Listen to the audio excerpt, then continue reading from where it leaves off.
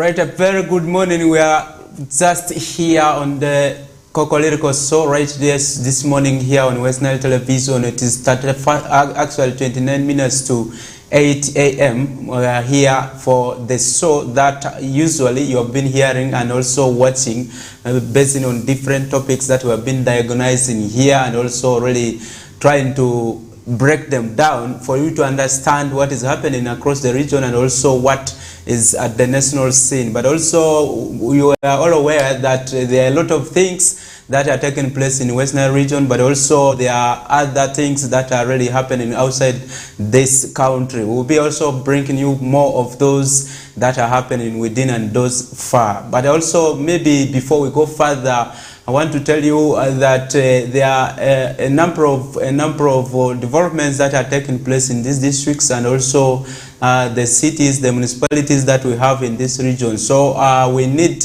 people to bring out those kind of projects to the light so that the communities are able to understand some of these things. But first things first, let's say good morning to everyone who is watching us, especially those within Arua City, those in Mariokolo, those in Arua District. We will talk about Terego, Moyo, Adjumani, those in Yumbe, and also not forgetting Obongi, the island district that we have in this region.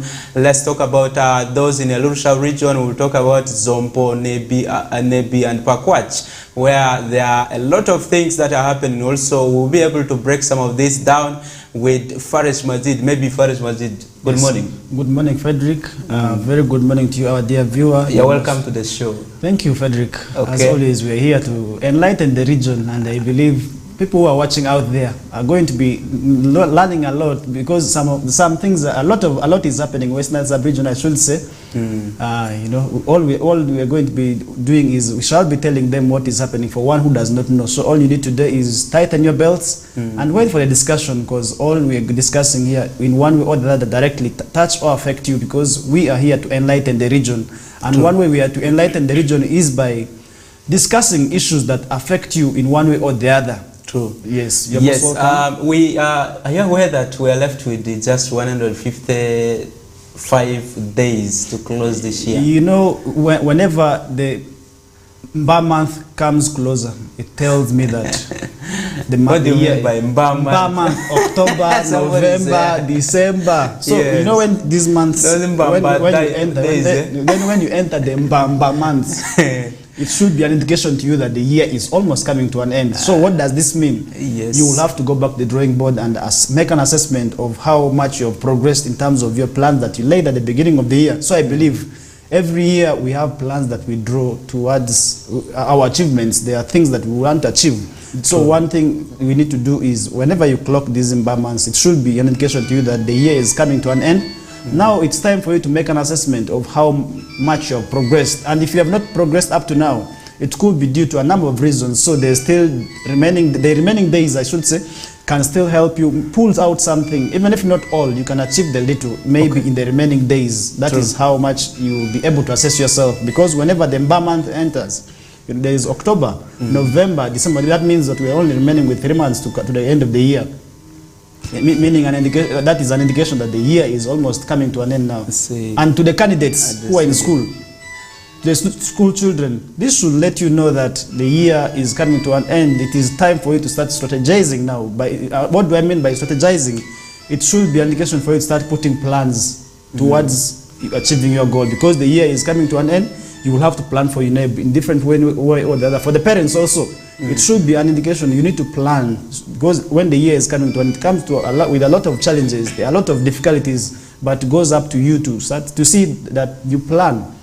Okay, in this remaining months and also days, we hope you should be able to really do something for yourself, but also look at what plans you had and also how much you have been able to achieve some of them.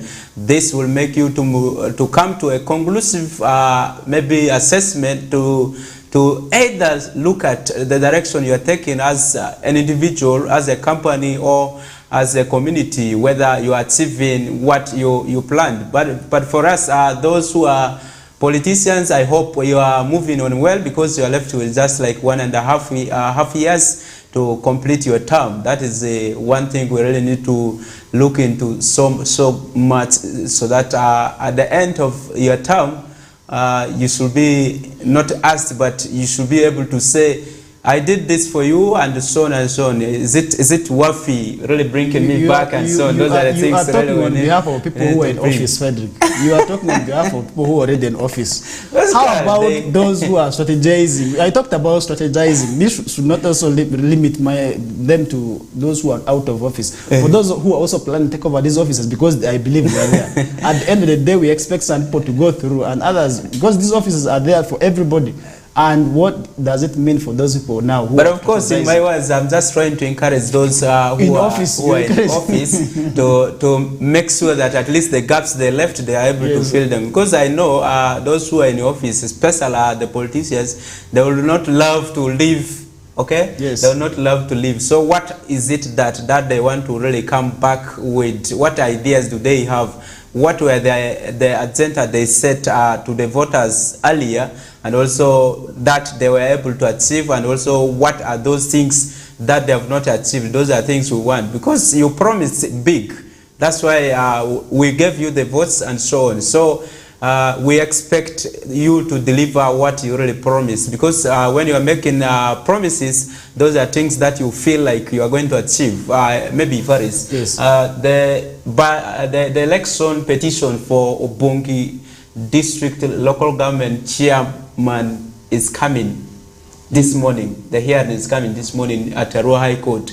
Maybe did you get something little about this kind of elections? Yes, what do you think about election petitions? It really goes back to the level of transparency we have in this country. That shows that the people still do not believe in the electoral process of this country, because if the elections were to be justified, if they are to be justifiable enough, nobody will want to rush to court for petitions. So it goes back to the nature of our elections. This shows that there's still the level of transparency is still not up to what we expect it should be. Why do I say this? This is a country we have seen a lot of electoral petitions from the top to the downer levels. We have always seen petitions from the top office to the downer levels. We have seen this happening. Apart from LC1 elections. Apart from LC1 elections, which process I think to me is democratic enough, because this is a open voting. Because people lie. Yes, because people lying. If your relatives are very few, you will lose. If your friends are very few, you will not win. Because this is an election whereby it is done in open and lining is done. So it is not like the other forms of elections. So why do I say the level of transparency is not that up to it? We have seen this happening. We have seen electoral petitions all over the country. It's not only happening in Obongi. We have seen it happening in the other parts of the country also. And this happens in most of the positions. So that means that the people maybe still, the people who are taking part in the electoral processes, the candidates, sometimes after losing, they also do not believe that they lost genuinely. We have seen this happening. We have talked about the issues of ballot stuffing, vote rigging, bribery. All these are contributions to the nature of the elections we have in this country. That is why we're always seeing the issues of election petitions going up each and every day. Why do I say this? People do not believe in the electoral processes. That is why they rush to court thinking that they will get justice. So I think sometimes we have also seen it happening. We have seen some elections being nullified. So that shows that the level of transparency in this country is not that still like how we expect it to be. That is why we are still seeing several candidates after losing, because somebody who wins cannot rush to court. You rush for what? It is always the losers that rush to court to petition the results. That is why we expect, but we expect justice at the end of the day. If the electoral process was mad with other processes, other issues talking about rigging, vote intimidation. So I think we expect the Electoral Commission to take its course here. We expect court to provide justice to those who are seeking for it. Because at the end of the day, we expect those people who lost maybe to get the justice that they want. We talked about very few days that are remaining. If the elections were mad with those issues, those allegations we are talking about, then we expect a fresh voting. But now we vote at this time when we are remaining with only 1 year.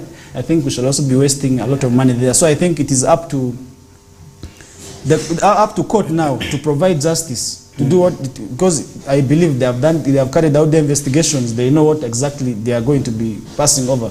Okay, maybe we will not really dive much into discussing the issues around that election petition because it is already in courts of law. So want to wait for the feedback or maybe the outcome of that ruling. We'll be able to digest for you more of those things. Much as we might have some evidence here and there, we may not now disclose them now, just because it is already before court. Let's move away from that kind of election petitions. Faris, you witnessed a lot of issues to do with what we discussed yesterday. Yes. Talking about the music, dance and drama festivals that are happening here in Arua City. That is for the East African schools, the secondary schools that are having it here at Moni National Teachers College in Arua City. So what do you make of the preparations generally of all these schools that have come, and how do you see this event progressing? I moved to a number of places yesterday, but I should say Kenyans are very much organized, and I feel they are very much ready for this event, more than the host country, Uganda. Because where the Ugandans camped, some of these places were not allowed to enter. But when we went to Kenya, where they're camping, these Kenyans are National Teachers College, Moni, which is the main host of the event. And these people have really come in huge numbers, over 500 people. That you will just tell how much Kenyans are ready for this event. That is in terms of the numbers and the level of preparations that these people have coming. Over 10 buses are there from Kenya. But at yesterday, most of the Ugandan schools had not yet arrived. But by 8 p.m. as I was leaving for home, I saw more buses with Uganda number plates arriving. That means that most schools from Uganda took their time to arrive, but Kenyans arrived a bit earlier on. But speaking to them, they were a bit optimistic that they will be able to win these competitions. So you mean Ugandan schools are still arriving, yet the visitors had already arrived? Who receives them? Definitely, this is what I'm saying. Most of the Ugandan schools by yesterday had not yet arrived, but Kenyans had already camped at NTC Moni. They were rehearsing for the event. That is how ready these Kenyans are for this event. And most of them actually spoke about the day. They say this event in Kenya starts from nursery, from primary school. Unlike Uganda, where we start witnessing MDD from secondary level. And our curriculum also does not have that MDD inclusiveness. So that shows you how Kenyans are very much prepared for this. And for them, they do have this component of MDD incorporated into their curriculum, unlike other countries. This is not the same case of what is happening in Uganda. So I think it goes back to the host country, that is Uganda, the level of disorganization we have. I will openly say this, we are disorganized. I'm part of it, you are part of it, we are all Ugandans. I will not fear to say this. The level of disorganization we have is not that good. We need to improve, we need to update ourselves, we need to be ready for all these things that are happening. Because if the host country is ready here, the visitors already here, they're already preparing. But as the hosts, we are still now different parts of the region, talking about Eastern, maybe Central, because all these schools are coming here. This is a national, in Uganda we're holding it at national level, but this is supposed to be East African competitions, whereby we first had to have the national competitions that will be able to select schools that will be able to represent us at East African level. But as Ugandans, what we did was to do these two concurrently at the same time, because we are hosting. I think it might be due to resources issues. Now we are holding the nationals and the East Africa at the same time. So I think the schools that were selected from the different national centers will now be here to compete at East African level. So I think there are so many schools that have come, and I believe the competitions are going to be ready, because if you have to talk to them, yesterday speaking to the people who had turned up, most of them were actually optimistic, they were lively, they were enjoying. I saw them enjoying themselves, and they were ready to tell us how ready they are prepared for this event. So I think the viewer, the one thing around these competitions is that our country, that is Uganda, is the host country. So there's no need of doubting whether they have arrived or they have not arrived. People are at home. So that is one courage I want to give you. You may never know, we may retain this trophy here. But so those are some of the things. Really, just like I said yesterday, we need to really bringing this curriculum to be incorporated, like this MDD, to be incorporated into our books, so that in secondary level, because just like in primary, that aspect has been there.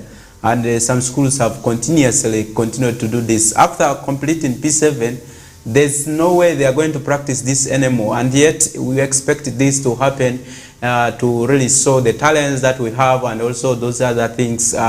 Remember, the art industry is growing bigger and bigger, and so talent is more of importance at this point. It can be a point of revenue earning and so on. So for this country, let's take a leave from that, but also looking at the disorganization that we have, it really made the start of this competition lagged behind, because ideally, according to the program, we're supposed to start yesterday. So this was pushed official for today. That means we will continue to have these hiccups up to the end of this event.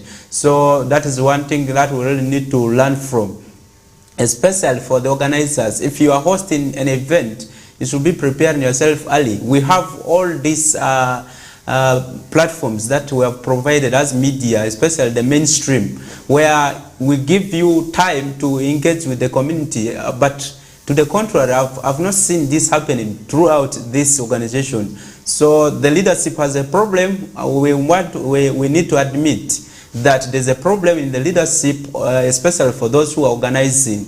The next time when these opportunities come to Arua City again, we expect that really the rightful people who are able to liaise with the community, who are ready to say information, are really selected to really come and represent the organizers, the CUC and so on, to this kind of effect, so that people are able to be aware of what is taking place. I was so much embarrassed when even a member of the community was asking why these buses are all heading to Arua. Yes. What is happening? You see that those are signs of people not being aware of this event. Frederick, that's one thing. Yes, they have not popularized it so much. It really goes back to the publicity bit of the event, because the same way somebody was asking you is the same way somebody just outside the Republic gate was asking me what is happening at Republic here. May you please tell me what is happening?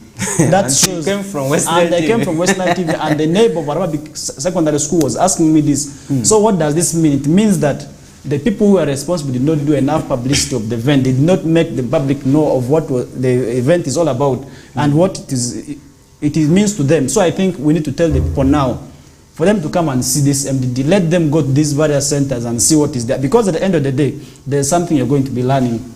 And to the learners, it really plays an important role. There's connections now. If you just imagine now, if you happen to get a friend in Kenya right now, if you happen to get a friend in Rwanda right now, the friendship will continue, and that is how we are going to be improving on our networking.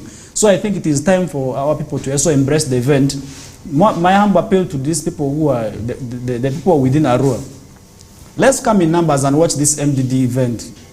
Let's come and learn other people's cultures. And for those of you who are there, if you have businesses, you can liaise with the people responsible and come and carry out your business there, because people who are coming here will want to also go back with other things. If we have things that, and this goes back to the people who are here, we can take the initiative of selling out our products probably through this MDD here. So I think at the end of the day, it should not be an event that we shall not be utilizing something out of. At least let's get the little out of this event here. Let's put it to use. Let's benefit from it. So I think it goes back to the policymakers now to have a look at it, that they work with community. They work with people who are responsible, because all the community members are stakeholders in this. If we do not embrace the event, if we do not come in numbers to watch this event here, it will make no sense to us. Because one way we are going for this event is that, first of all, it is time for us to learn other people's cultures. Secondly, it is for them to also learn our cultures. There's cultural exchange that should be here. It shouldn't be an event of one person or the other. It is time for us to learn other people's cultures, how they behave. And it's also time for them to also get to learn how we behave. And because if you talk about the other countries that have come here, they have come, one reason they have come is tourism.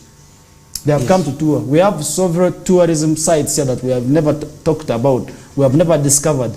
If we could be able to also convince people to visit our cultural centers, at the end of the day, they will pay small money which will benefit the cultural heritages, and in that way, we will be able to protect our culture and conserve our culture for times. Because we need money to one thing we need to preserve and protect our culture is money. So I think if we were able to work with the different stakeholders, at the end of the day, we will be able to benefit a lot from this event here. Because you can just imagine how many people are coming for this event here. Frederick, you have seen the number of buses that enter the Arua city. And all these people come with opportunities. First of all, the business communities are going to benefit. These people need money. These people, some of them need hotels. They will not be able to sleep in these schools. Some of the administrators will not want to sleep in the schools. Definitely, they will have to go and sleep in these hotels. So this event, we need to put it proper use. Let's make sure that we benefit from it. We shouldn't be just an event that we think it is for secondary schools. No, let's benefit from this event. And it is one way that we will be able to get some small money out of this event. That is, I think, what I think about the event. We shall be keeping you updated in terms of the event, and today we are going to be following up until the last day of the event. That is what we shall be doing, and that is why we are here as Westnile Television to enlighten the region. Okay, we'll be really bringing one of the leaders, maybe the organizers, to talk about this event and also look at what really went wrong and also how they're trying to cope up with the situation.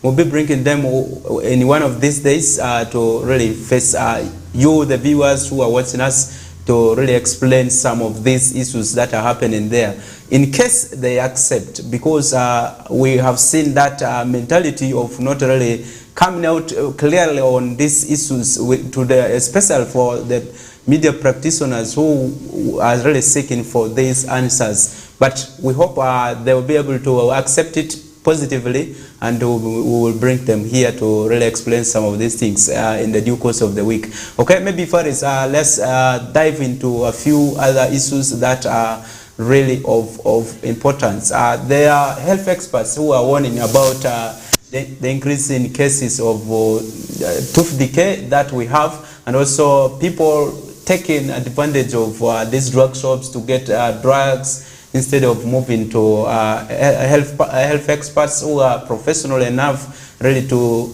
treat themselves. What do you make of this? What are the things that are really contributing so much into these cases of tooth decay that we have in the communities? First of all, you have talked about two different things. Tooth decay, which is on the rise, and then secondly, self-medication, which is also a big problem. Why is this a problem to the society? If the issue of self-medication is not a problem, we wouldn't be talking about it.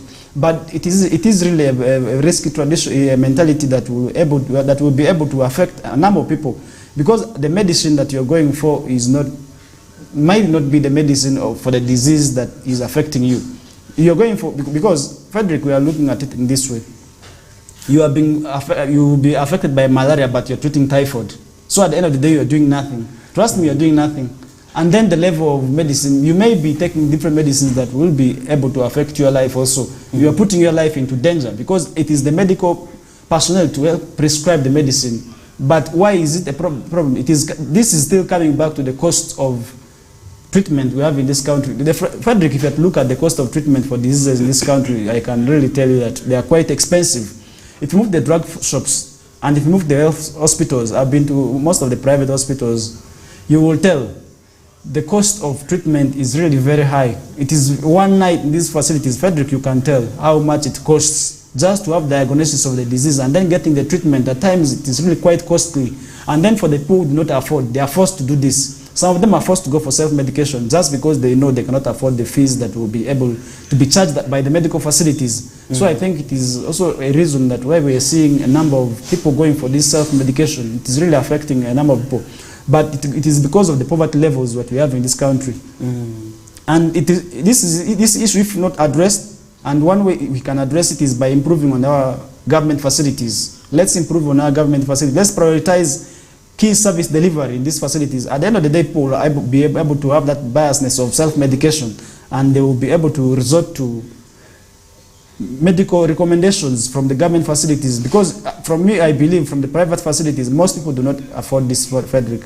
Most people in Westnile cannot afford these facilities because they are quite expensive for them. We are talking, the poverty levels in this region.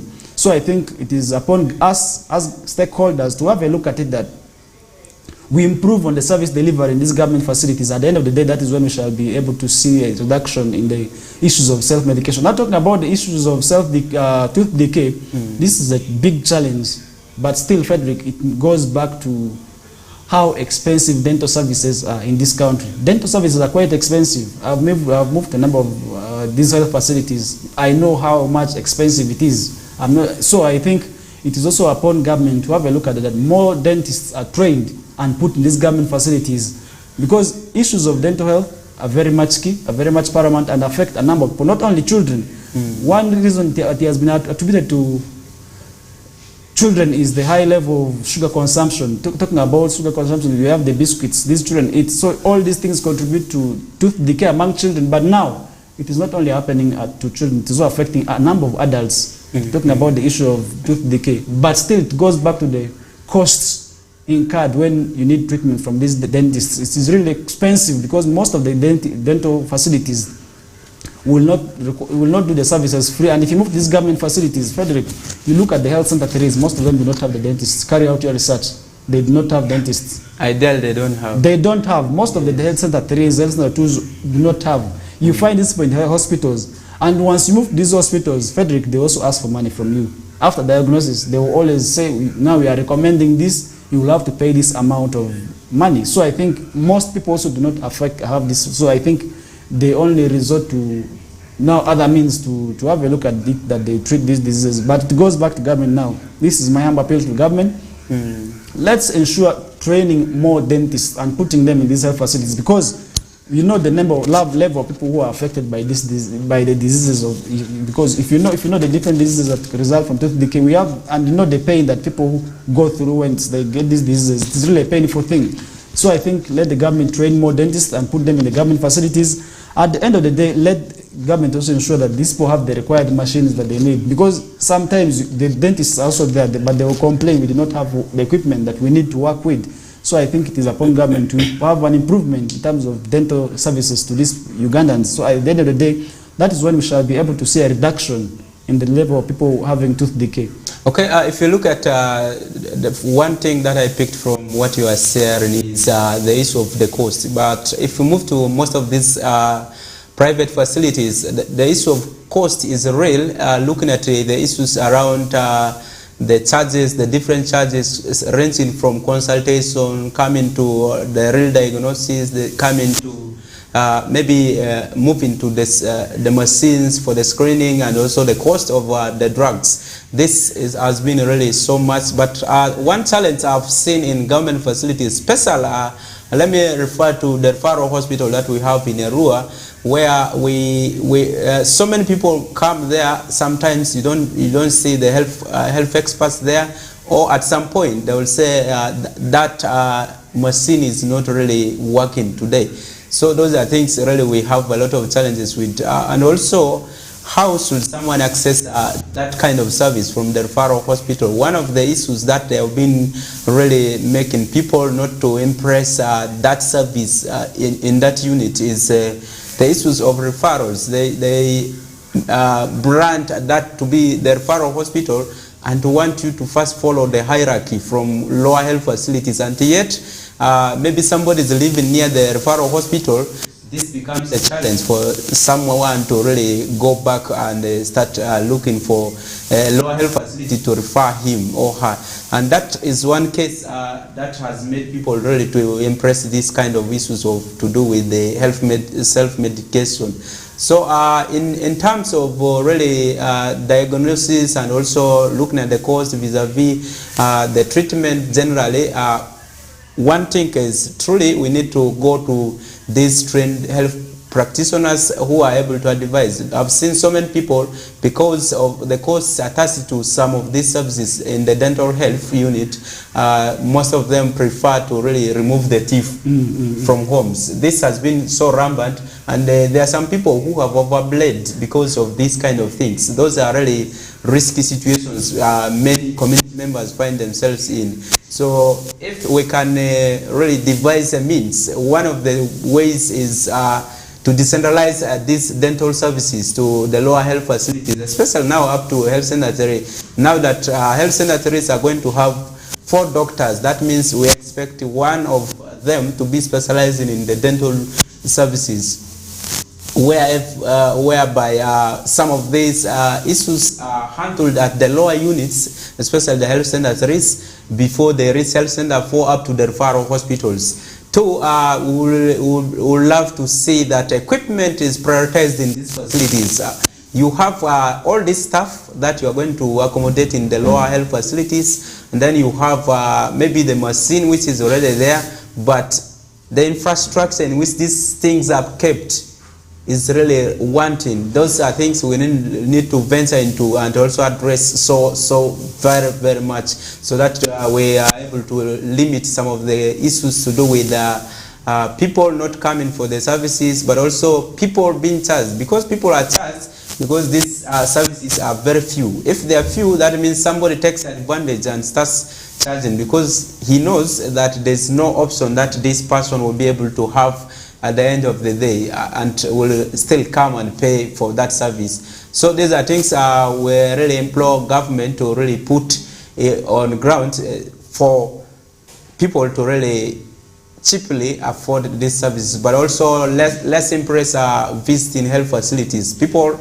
let's not really take these issues to do with the tooth decay and removing the teeth from homes. There are people who have bled to death because of this. You may never know, there are other infections, there are other diseases that you have that may not really, that will be handled at health facilities. Once you go there, when they handle it medically, they'll be able to prevent bleeding, they'll be able to prevent some of these issues from the onset. Maybe Faris, I don't know if you have any other thing to add. Just to add on what you are saying, we have lost several people. I personally lost a colleague who went for this tooth removal, and that thing resulted into cancer. So I think let's embrace going to these government facilities, just like how you have said.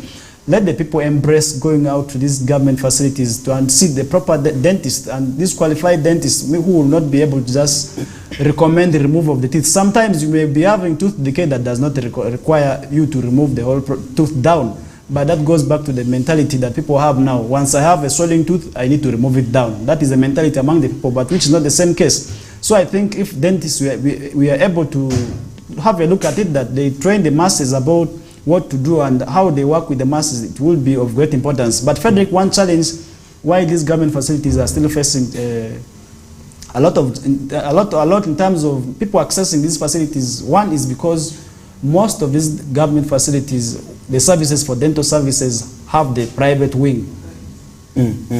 Private wing in government facilities, most of them have it. And this is really contributing a lot, because people who cannot afford private health facilities will be left behind. Because the doctors who come there, Frederick, whether they like it or not, most of them will come with the mentality of money, and most of them will have the interest for money. So I think government facilities having these private dental services, to me, is not right. And let the government have a look at it, that they have a check and ensure that the services are free for all Ugandans, because most of these doctors may be doing it out of their will. Maybe not, it could not be government's efforts, but some selfish individuals who may be in need of money, who may just be extorting money from the masses. So I think it is time, let the government have a look at it, that these people who are in this government facility, some of these government facilities, have a look at it, that there is no private operations in these government facilities. Let all the services in government health facilities be free for all Ugandans, because one reason people are coming to these facilities is just because they cannot afford it. This is my opinion, this is my understanding of it, because people whom I believe have the money do not want even to go to these government facilities. You know the mentality among the middle class. Okay, let's keep it there in these government facilities. So I think let's keep it there. We'll continue after this break. When we come back, we'll be able to still continue with this topic of the cases of tooth decay increasing, and also the issues to do with how we should handle the issues around the tooth decay, and also the responses towards the self-medication that we have in these communities of Uganda.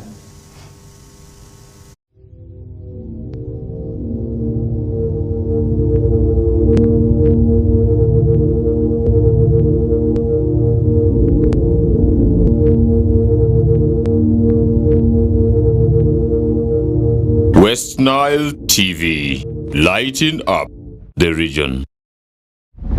A brand new Global Star TV with StarTime's inside technology.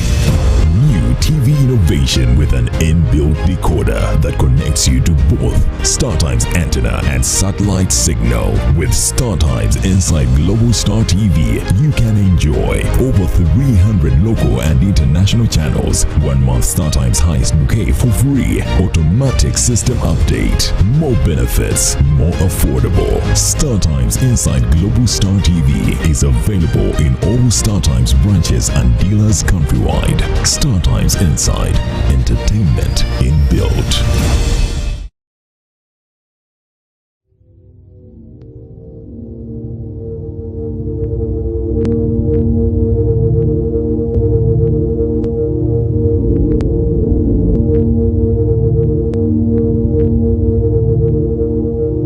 Westnile TV, lighting up the region. Back from that commercial break, we are discussing about the issues to do with the increase in cases of tooth decay among the young people and also the elderly, especially now that people have taken it to their own perception that once you have tooth decay that is disturbing you so much, you need to remove off the teeth. So what does that mean? Most of us will continue to eat with the gums other than using the teeth. Then if you're not biting, then you have lost some of the nutrients in the food. That means you are swallowing food wholesome without really breaking it down. The digestive system is organized by God in such a way that it starts from the mouth for humans. So if you are not really utilizing the available teeth you have, and you want to remove all of them by yourself, and then you have a lot of challenges. If we look at some of the statistics that we are seeing from National Health Institute, 80% of the children in Uganda have removed their teeth or have tooth decay. So that is one key thing that we have been seeing, and this is so much attributed to the sweets that they consume, the sugar, the what, and so on. All these chocolates that we love so much, they contribute to that kind of tooth decay. And also the elderly, most of them are getting old without teeth. That is one of the factors also coming up because of the way you treat yourself. You want to eat, you want to open bottles with your teeth, you want to eat everything using the teeth. So as we are eating, look at what you are consuming, look at how it is going to affect you. But also some of us love to brush the teeth with hard brushes. Those are some of the worst ways you will ever handle your teeth. Remember, this teeth is not a steel, this teeth is not something that is different, but it is something when you handle it well. That's why most times health workers and also our science teachers were saying when you are brushing your teeth, you should brush it after every meal and use a soft brush, not a hard brush. Just because it will, if you use a hard brush, it will create gaps in between your gum and also the teeth itself. And also sometimes it exposes the roots of the teeth. Those are some of the things that our health personnel and also the scientists now branded here in Uganda, the health experts and so on, are advising us so much to do. But we are discussing about the cost of accessing dental services vis-a-vis now the trend of people removing their teeth as the only option to avoid these issues of high charges and the facilities, and also how really people are diving into self-medication attached to the issues of removing your teeth by yourself or calling your neighbor, please tie with the rope the other side and remove for me. Maybe I'll do away with the pain. And this is triggered by the pain that really comes when the teeth is rotted. So those are things we're discussing about. Maybe Faris, we have government facilities that offer these dental services. Talk about health center force, talk about the referral hospitals, talk about the Mulagos we have, and also a rural regional referral hospital that we have. And also now we have in this region also the Yumbe referral hospital that is just within this region. So in Westnile region we are blessed to have 2 referral hospitals. Are the services provided by these health facilities adequate enough? Are people embracing them? these dental services rendered in a fair and justifiable manner that really is needed from a government health facility. Maybe first, let's pick it from just to pick from where you just stopped. I think the issues of dental services are in a way that dental services are still quite expensive. First, it could be due to the limited number of dental practitioners we have in this region, Frederick.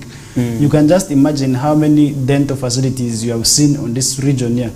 How many private dental facilities have you seen compared to other regions? I think it goes back that maybe the number of trained dental practitioners in this region is still very few. First, it could be that reason. Secondly, it could be that people who are trained also have their facilities, have time for their other businesses more than prioritizing how they're supposed to be offering services to the people.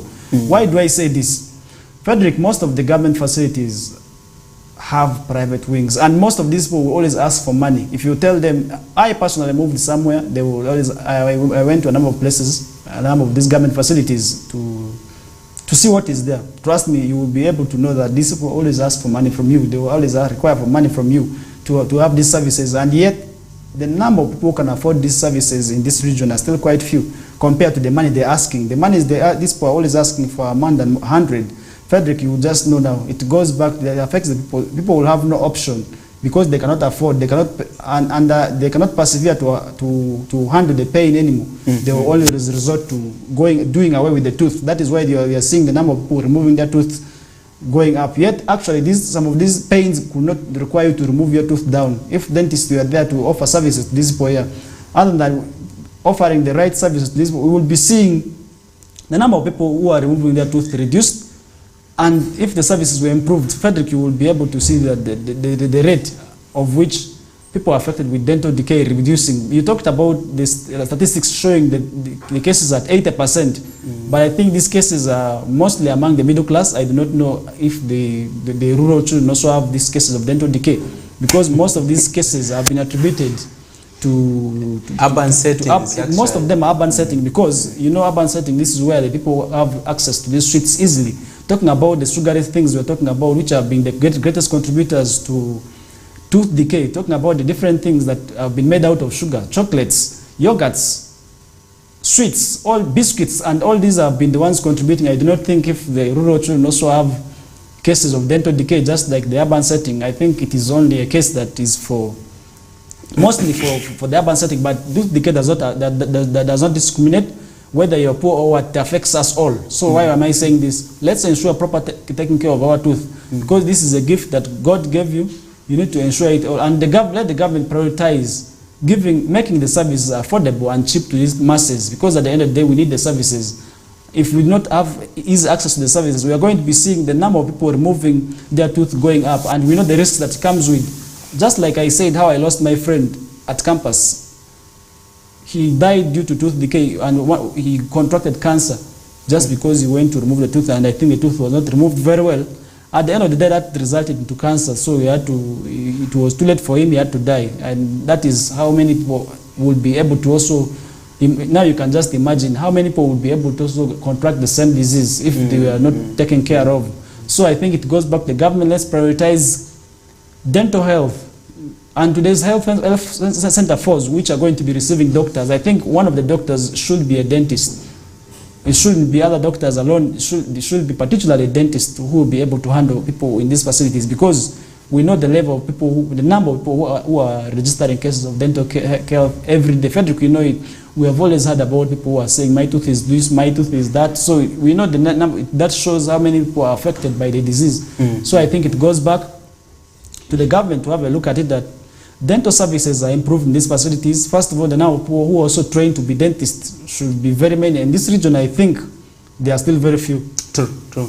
Okay, that is what we had for the dental issues that we have in this region, and also how best we should be able to protect, prevent, and also ensure that we seek for proper care about our teeth. And also sometimes when we go for these health services, health workers will take it to maybe upon themselves to educate the community about some of these things. Even if people are coming for antenatal services, give them this kind of advice, because these are mothers who are going to handle these children themselves. But also, let's take these issues of brushing our teeth seriously. Let's look at also the issues of the food that we eat. In case you are eating like a sugary thing, please make sure you wipe your mouth off to ensure that the germs are not able to really penetrate and also breathe so much into enter your teeth and so on.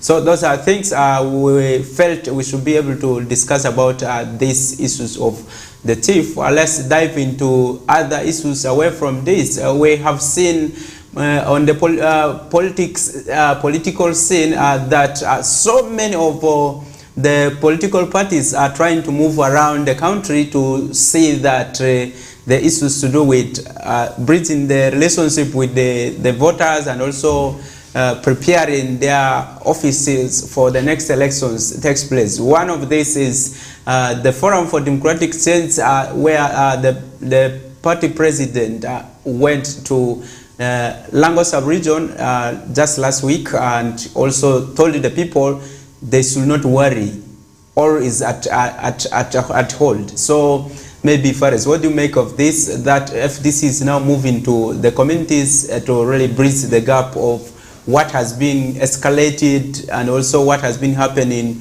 within the party, and also looking at the faith of the party? First of all, this is damage control now. You know, if a situation is getting out of hand, you need to come on board and have a solution to it. It's not only FDC doing this. The National Unity Platform just recently also was in Mbarara to launch one of its offices. So I think it is time the parties start strategizing, because 2026 is not very far. We are just some few months. Frederick, I told you we're in 2023 and we're already entering the months I told you about. And when these months get around the corner, you just have to know that the year is coming to an end now. So by the end, by the time we reach 2025, campaigns will already be in high gear. We have seen this now. Other candidates are actually moving apart from these two. We also did see the other time one of the candidates whom we believe is going to be one of the candidates, I do not want to mention his name here, was in Soroti. So I think it is time that these people start strategizing. They need to traverse the country and let the people know of their agenda. And what FDC is doing, to me, is right. This is damage control, because you know the reputation now that FDC had put out following the various conflicts that they had within the party itself. So I think it is time they come to the society, to the masses who are the voters, to let them know and understand how FDC is faring. And then this is one way that at the end of the day they will also be pulling the voters to their side, other than losing them all. So I think it is timely for these candidates and these parties to start strategizing and have a look at it, that they train themselves, they bring the masses on board, and they engage the masses, because it is the masses that will be able to vote, not the parties. It is the masses that will be able to vote for these people in the offices. So I think what they're doing is right, and it is timely and called for. So I think all the parties, they need to do, and the other parties which are still dormant, would not only have these two parties, though they are the main leading opposition parties, but we still have the other candidates also who need to do the same. So I think if they need to have a comeback, maybe in 2026, it is time that they start now. And this also goes back to other parties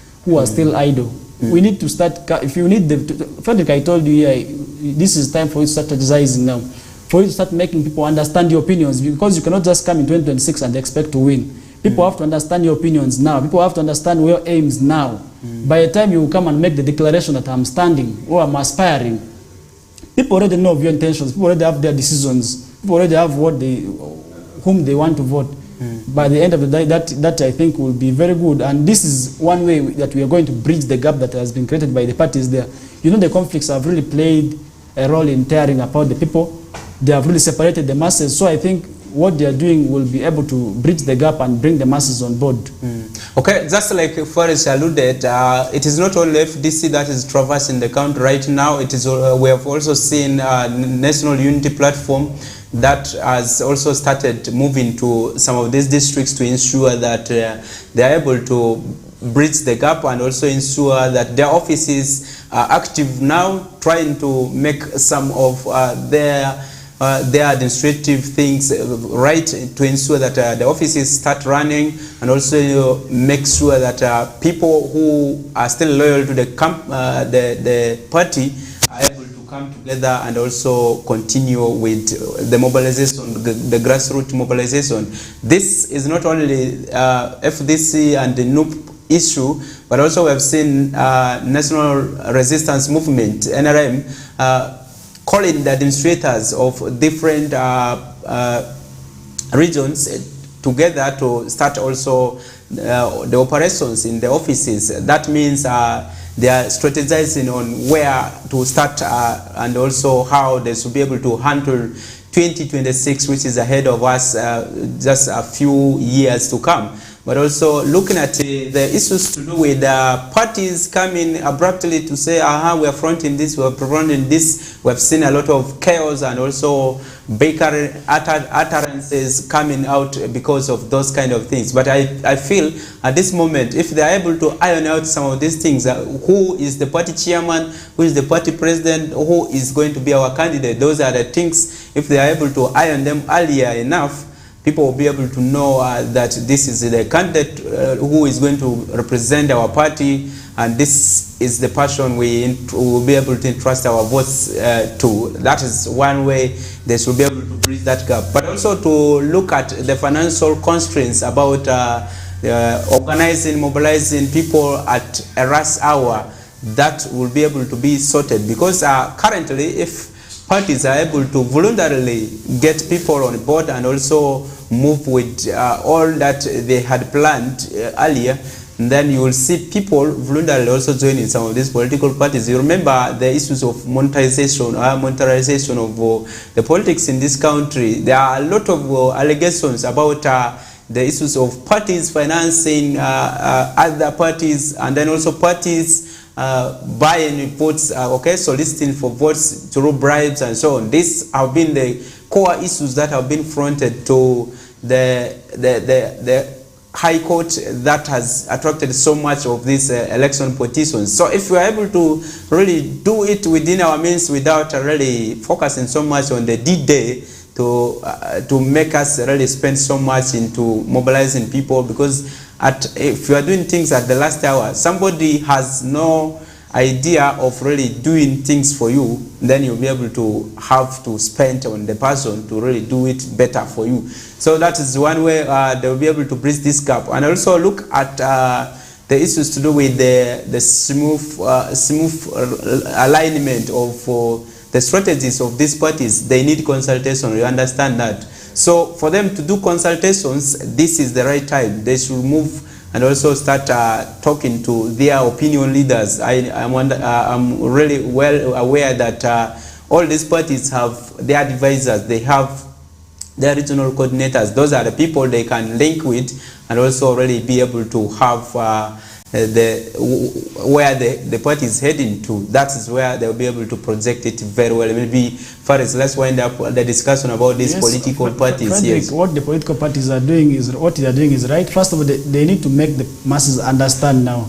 their accusations. Frederick, one issue that has always caused ruckus in most of the political parties in Uganda is the issue of the monetary bit. Most of, how our election processes have been monetized with a lot of money. So I think it goes also back to them. Now it is timely. These accusations really play a great role in the minds of the people. The ordinary person sometimes who is in the village there will always want to listen.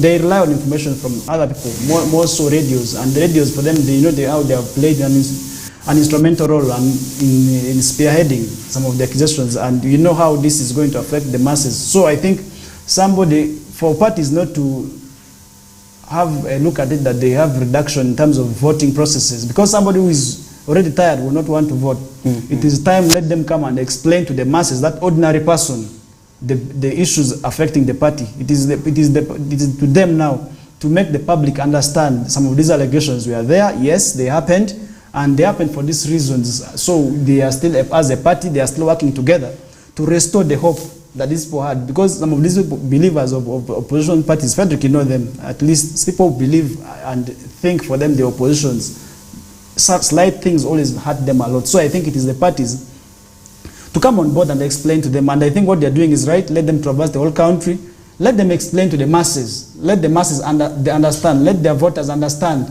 yes, they are still as a party, they are still together, they are still working together for the cause which they believe, and this is what I believe. If it happens, we would be able to see what these parties want to achieving it through. Okay, let me hope the movements and also really this parties reaching up to every district will be able to be of great importance, but also looking at the aspect of sometimes you come to Westnile region, you want to stop in Navy, or you stop at the Arua city and you feel like you have completed the Westnile region. That should be left out, because there are so many people who want to also hear from these people who are leading the parties talk about the national resistance movement that has maybe its structures up to the villages. So how about these other parties? How will they be able to make it? One of this comes to the issues of the financial stand of these parties. If we are resistant political parties, what are the requirements? We need to look at how this party is going to generate money, and also look at how they are able to sustain it, to avoid these issues of somebody, maybe one of the political parties getting money from outside the world, and also be able to come back and also maybe bring a lot of inflation in this country. Those are things we really need to look at very, very, very well, because we are all aware that the issues of inflation brings a lot of challenges to the value of our money. To look at the issues of sustainability. If a party is just registered for the sake of the elections and they are not able to sustain for long, and they are bringing a lot of confusion in the country, we need to limit this kind of parties. Let's not leave it open, because we have like 96 or 100, over even 2,000 political parties in this country. At the end of the day, we are spending so much money into elections for nothing other than really having a few that were able to print the ballots quickly and they do away with the elections at a cheaper cost. Faris, yes. What do you make of these parties coming up? Because I'm meant to understand that there are many people who had formed factions. They will be able to come to the Electoral Commission and say we want to register our own political parties. This will also already come in the next election. That is what we are anticipating. I do not want to have a look at it in the perception of the parties only. I want to have a general outlook now in terms of the politics we have in this country. Frederick, we know the nature of the politics that we have in this region. It has been a lot of monetized with a lot of money. So I think many people are now joining politics, not because they want to be leaders or not because they want to offer the services, but most of them are actually looking out at the money bit aspect of it all now. So I think it is now time for the countries to have a reduction in it, that we do not have the issues of monetizing our politics as a mandate, because this also affects the masses now. People will want to vote people who gave them money. They will not want to vote for people who are rightly to take these offices, and this throws away people who do not have the money, to limit the opportunities. And we have seen the impact of this. People have gone for loans. Just the other time, Frederick, I was watching TV. Most of the MPs are now running away from Parliament because the people from whom they borrowed money are now demanding them. They're actually hijacking them now at the Parliament premises. So most of them are shunning attending parliamentary services because they borrowed money. So I think the money lenders are already demanding for their monies. So I think that still goes back to the issues of monetizing our politics, and that is why we are having allegations that this so and so received money from so and so. It is the other person funding this and this. So I think if we do not limit that issue of monetizing our politics, we are bound to having several of these accusations continuing, because it will also bring in people who are not, whom I do not want to underlook, but I believe are not right, because it will bring them on board, it will give them platform because of the monies they have, and to bring on people who want only money and do not think of services. And Frederick, you know how the issues of monetizing elections is playing its role. You know how it is affecting service delivery now. First of all, the people put in a lot of money will want to recover their monies, and this affects the masses now. Once they go back to Parliament, they always, you know it how they always play. They want to always increase on their salary so that they recover the monies that they lost in the elections. So I think that is also affecting service delivery, and it is to the parties now to have a look at it, that they ensure that it is the right for people who take these offices. It is the right for people who are appointed, who are voted in these offices, so that the issues of monetizing elections is not that up. and it is reduced. So if this is not addressed, we are bound to having some of these accusations. We are still continuing to witness more. We are going to be witnessing more wrangles in these political parties, because these political parties have their wrangles, and which sometimes erupt because of the issues of money. And if these issues are not addressed, we are still witnessing issues of wrangles. We are still going to be witnessing issues of accusations. We are going to be having issues of people losing trust in these parties. And this is to the people. The believers of these parties, these wrangles will always tear them apart. Others will lose trust in the parties. So I think it is upon the people who are behind these political parties, just like Frederick said, to have a look at it. The formation of parties do not only stop at formation. Let them have a sustainable, they look into the sustainability plans also in the nearby future. If a party is formed, what next? How is the party going to be survived? Where is the party going to be getting money from in terms of funding the affairs of the party? Frederick can just know how much money these people are going to be using in terms of traversing the whole country, and where is this money coming from? That is another issue. So it goes back to the parties to have a look at it, that when forming these parties, they have the sustainability plans. They have it in mind that we are going to be sustaining our party through these affairs. Because at the end of the day, if there is no money, the affairs of the party will remain dormant. Most of these offices will remain closed, because most of these offices are not owned by the parties. They will have to rent these facilities, and the staff is there have to also get something. If the sustainability plan is not there, we are bound to be witnessing several of these accusations, because money definitely will have to come through, and some of the monies that will come through, we shall not be able to question where they're coming from as parties. And when wrangles emerge, for us as media, we shall do our part to expose what is there. Okay, for us, that is our work. We will continue to do what is hidden. We will unhalf it and bring it to the light. And also, in case there's progress, we will not also shy away from bringing it up in the positive side, based on the way you have presented it. Also, really, the public, the communities, and also the voters always, every year and also every election year, they voice their concerns through the electoral reforms. We expect that really government this time takes it positive to accept some of the concerns that people are able to voice through these electoral reforms, and also implement some of them to ensure that people continue to have trust in the democratic process of election that we have now adopted in this country, to continue with their smooth running of elections. Let's take a break. When we come back, we'll be discussing about the mess in Arua district, where the 4.1 million Ugandan shillings that was meant for the youth projects have not been utilized, but from the finance department, it is indicating zero balance. So what does that mean? What is happening? Those are the insights that we want to break in the closing hour. Thank you.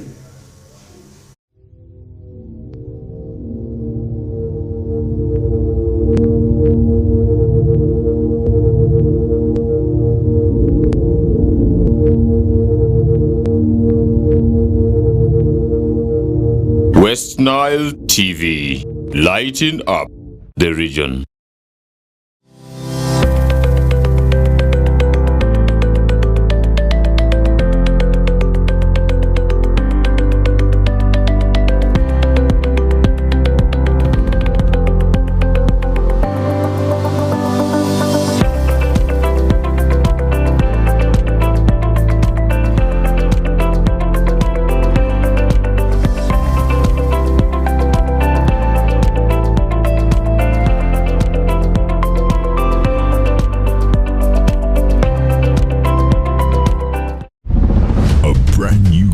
Star TV with StarTimes Inside Technology.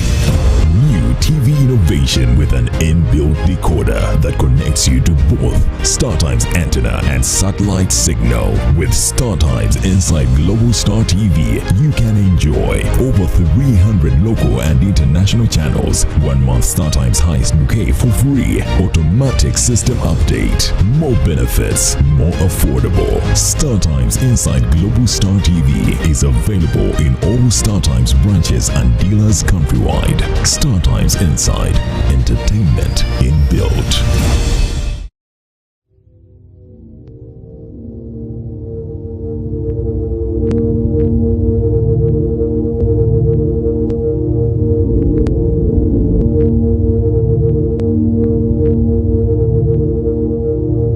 Westnile TV, lighting up the region.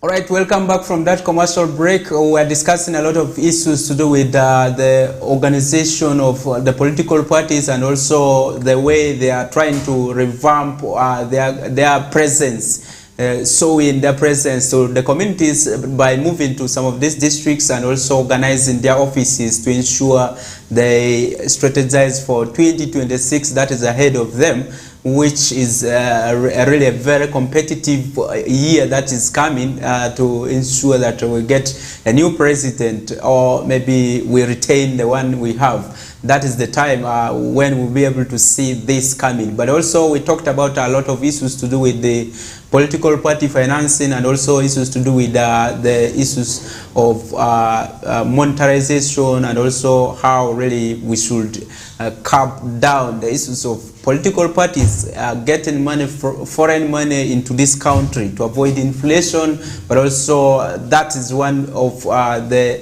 illicit financial aspects that will be very dangerous for this country if it is allowed. So those were things we are trying to bring out to ensure that we have really a very smooth politics done in this country and also have smooth elections that do not really attract so much petitions where we are able to spend a lot of monies for nothing. Sometimes these petitions do not yield, sometimes they are just like allegations without evidences, sometimes they have proofs but people are not ready to justify the proof. So the court sometimes moves in the direction they can understand the way people present such evidences. Okay, let's move to Arua district where the district commemorated the Youth Day, International Youth Day on the 26th of this month, just a few days ago, and in that the youth really expressed a lot of dissatisfactions about the use of their funds, the funds that have been budgeted for the youth,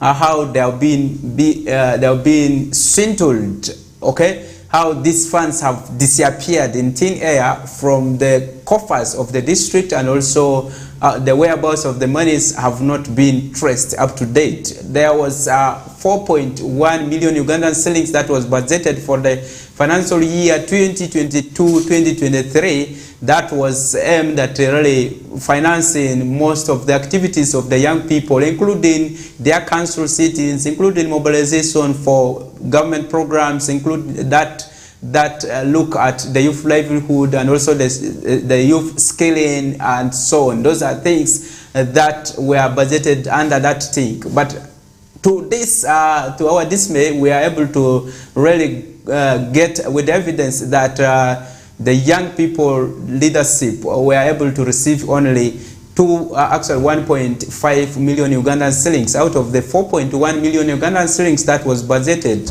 the whole financial year, and this really got a lot of hiccups for the young people. First of all, they were not able to move to the young people to educate them on the available programs, but they were not also able to trace the youth groups that benefited under the youth livelihood, the WEP, and also to mobilize the young people for other developmental issues that were happening in the district. What does this mean to the district and also really to the auditors that we have in the district? What are their results showing? This is one thing that has not publicly come out. And also we have seen that the person, the minister in charge of the youth issues in the district, that is the Secretary Social Services, who is also the Vice Chairperson, coming out to say that the information about this money is not really well known to him because he did not handle the money, and also he has no clear information, even including from the technocrats. He has requested this for several times and has not been able to get it. So what does this mean really, Faris? Let's deliberate so much into this. Issue of concerning the youth funds that have been swindled, I shouldn't say. It really goes back to the policymakers. You know, the issues of youth, the youths are very vulnerable. Frederick, you know the issues that the youths are going through. Talking about the different issues that the youths are going through right now. We have unemployment that is still very much biting among the youths. And then the issues of drug abuse, the issues of, you know, the criminality among the youths, because all these issues in one way or the other affect the youths. And why is that the case? It is because sometimes the youths have been left out in terms of in these activities. Just recently, the other time we were attending the Youth Day celebrations in Arua City, and we did witness that the youths had been left out in most of the government ventures, talking about the government projects that are meant to transform the masses out of poverty. For instance, in Myoga Parish Development Model, which is just coming up, and the Youth Livelihood Funds, which were all there, Frederick, and all these funds just go like that without achieving their targets of transforming the masses, in particular the youth, out of poverty, because they are the majority population. All these things have not been playing their role because of the issues of leaving the youths out in terms of the decision-making processes. If we are to be able to have the youths on the decision-making of the government policies, if we are to engage them, if we are to bring them on board, maybe at the end of the day, the youths will be able to understand what these funds really mean to them and how exactly they will be able to use these funds in terms of transforming their lives out of poverty. Because I believe all these issues are playing a great role in terms of the financial mismanagement. If the youths were to be there, we will be able to see that these monies are put into proper use, because it is the youths that understand their problems very well. But sometimes it is not the youths who are in the office, though sometimes it's also them that mismanage these funds here. So I think it goes back to them. It is a two-way thing. We have a look at it that on issues of financial transformation, the youths should be engaged. Frederick, first, we let the youth be brought on board. Let them have an understanding of what these financial monies that come to transform them out of poverty mean to their lives. Let the government have training for them. Let the masses understand how these funds are to play a great role in transforming their lives. Frederick, if you move to most of these facilities, you will not realize, you would just make an observation of how many youths are currently involved in PDM. You will realize that there are very few. And the few who are there, I believe some of them also come just because of the money aspect of it all, not necessarily to transform their lives out of poverty. So I think it goes back to them to have a look at it that the masses are trained. First of all, let them have an understanding of what these funds mean to them. And if these funds come, what measures are they going to be to use to ensure that these monies achieve their targets? Because government does not just give this money free like that. Government disperses this money with the motive of transforming the masses out of poverty, and of which the youths contribute the majority population. And I think they really play a great role in terms of addressing these issues of the money that is supposed to be there for them. So I think the youths need to ensure that the monies that are given to them are properly checked and seen, and where their monies are put need proper explanation. So I think the people of Arua district, those who are responsible for the monies, need to come up on board and explain to the youths what really the money was used for. Let the youths know what the money, where the money went, and what was used for, and who took it exactly. So that is brought to book. Frederick, the issues of corruption, if not well addressed, we are still bound to see that most of these government projects, we shall be seeing them failing if we do not address these issues here, because corruption is really playing a great role in bringing down government efforts of transforming the masses out of poverty. So I think it is upon the youths now to have a look at it that the incorporation of youth into decision making is an issue that is looked upon, and then the money is where they go to. There need to be some level of transparency and some bit of trust in the people who will be able to receive these funds, so that at the end of the day, the monies do not bring queries. Okay, if you look at that money that was really budgeted for the young people, once this was really financed, you will see that the mobilization among the young people will be really massive for these government projects. One of the things that has come up is that most of the young people are not really impressed in these government projects. Two, the issues of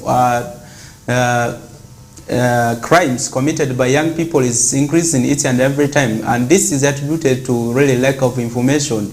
And how will this information reach the young people? Through these aspects of financing. If the leaders are financed, they're able to bring maybe the young people together, they're able to move and interact with them. It will be easy. But also looking at organizing seminars, dialogues, and engagements with the young people in the communities. That will be one of the ways they'll be able to do. But also we have seen the issues to do with the corruption in so many areas, in so many districts, but not only Arua district, but this is one district that we have so far reached and been able to see those gaps. And also looking at the issues of transparency and accountability, this is very, very important in every aspect. Specifically looking at the youth funds, this has been one of the least funded areas. Look at community services, which is broad. You have women, you have children, you have the young people, you have elderly, and all this, including the persons with disabilities. There are so many departments, different sections under this department. So the money that is allocated for them is so meager that really it could not do enough. But out of the little that has been allocated, how much has been able to reach the beneficiaries, and also what has it done? These are things really we are asking ourselves about.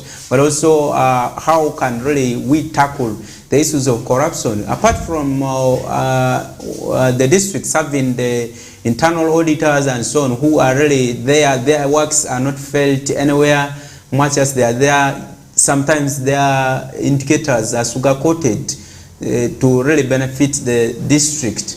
So there's need for really other stakeholders to come in to look at that issue, really how it happened, and also whether this money was misplaced or it was not really funded. This is one thing we really need to look at, because this is one of the monies that was already approved and budgeted for the youth activities. So these activities, including the engagements, the what I mean, also really organizing some things for the young people to really get committed to. Those are things that will be really under that docket. But if you look at the interference between politicians and the technocrats, it plays a big role in really in really having corruption.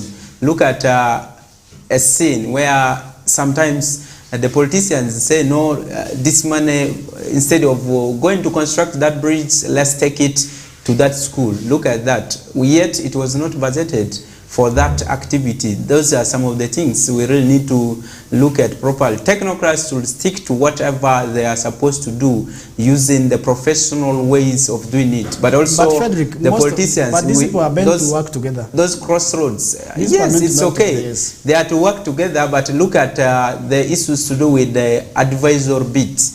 How do you guide the technocrat? The technocrats are supposed to guide the politicians on the way at some point when they are proceeding. Look at those scenarios in council sittings. The technocrats are there to guide the politicians. But at the point of implementation of these projects, you realize that politicians seem to speak bigger than the technocrats. So it affects sometimes service delivery in these ways. You may never know this money has been diverted. So those are things that we really need to dig deeper to understand and also really bring on board. Wherever it has been placed, if it is wrongly placed, let it be brought back and replaced. But also, in case it was swindled, let it be done in a disciplinary way through the district's disciplinary committee systems, and also the money be brought back before really it is escalated to other authorities that may come, like the IG, and also we may talk about the Auditor General and so on, who might come with an external force that may embarrass some of the leaders. So that's one thing really I wanted to say about this. Maybe Faris, I don't know if you have something to add. Just to add on the issues concerning the conflicts between the political wing and the technocrats. So I think it is time, let these people stick to their roles. Let their roles be clearly stipulated. Let them stick to their duties, and where the duties crash, let them come up with clear means to harmoniously resolve these issues. And to the politicians, at times, let's leave politics out of business. Let's mind of service delivery. In terms of politics, we should not be always politicizing everything. We know how people have been behaving, but let's at times, in some of the ventures, let's mind of service delivery rather than politics. Let politics at times also stay aside, So I think that is one issue I needed to lament on. Just because we are running out of time, we shall not be able to continue from here. I think we are running out of time. The Luganda News, I can see them getting set. So I think I would not be able to continue from here. But back to you, Frederick. Dramatic. Okay, yes, that marks it for the Tuesday edition of this week for the KOKOLIRIKO Live that we have here. But let me remind those who have been calling me yesterday about the issue of the kitenge and also the issues of to do with the second-hand clothes, who called me directly. Please utilize the YouTube channel, give us your comments there. Don't really call me direct when we are out of this, the topics and so on. We'll be able to project those comments that you have been able to bring here. I know the conversations were so interesting, but we appreciate that you are able to give us feedbacks even after the show has ended. Do you know why that is the case? Utilize that chance of the YouTube and also be able to really interact with us, so that those other people who are paying attention to whatever we are sharing here, they'll be able to also know what you had in your mind about this topic and also really bring a lot around that area. So maybe let's bring in the people who are doing for us the Yolaza program, the news in Liberty at this moment. That will be brought to you by Feta Emmanuel at exactly 9 a.m. We're out of the studios. We say thank you. Have a blessed